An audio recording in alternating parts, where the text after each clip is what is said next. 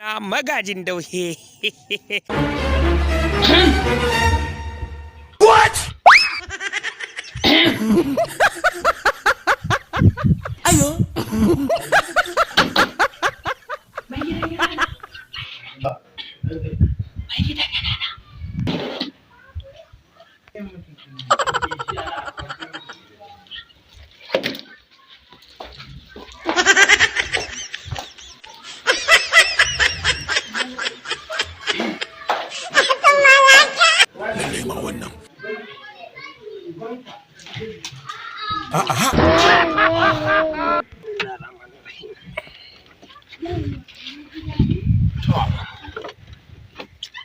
Amarya ko tana kusa gidan.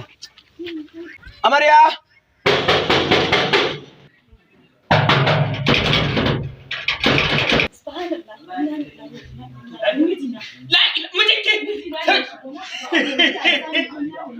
Kai kuke ka ce mijinki ba a kai kula ba ki da adalci. Shi ne subhanallahi. Da wannan zan da shi wallahi kar kai magana dan Allah karfa mu asiri.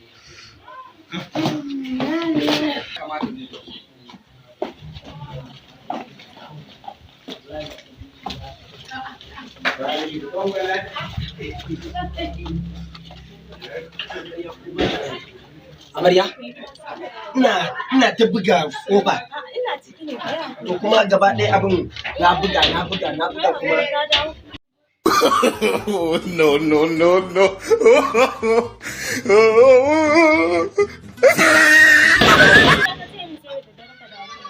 To amarya, lafiya da ina na fita gurin aikin ne gaba ɗaya kuma sai aka ɗan samu matsala wallahi.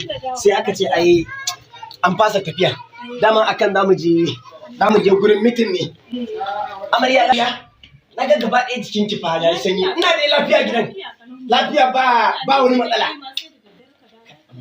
Wannan kwalliyar ta ci gaba ɗaya ta ɗan dole in biya kuɗin kwalliya na amarya.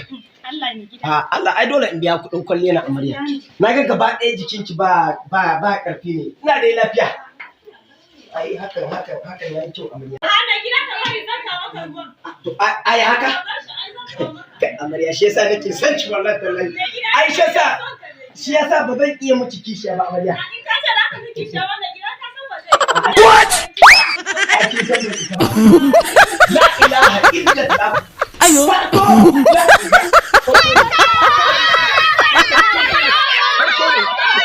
Ku rike min shi munafiki na ne. Ku rike min shi.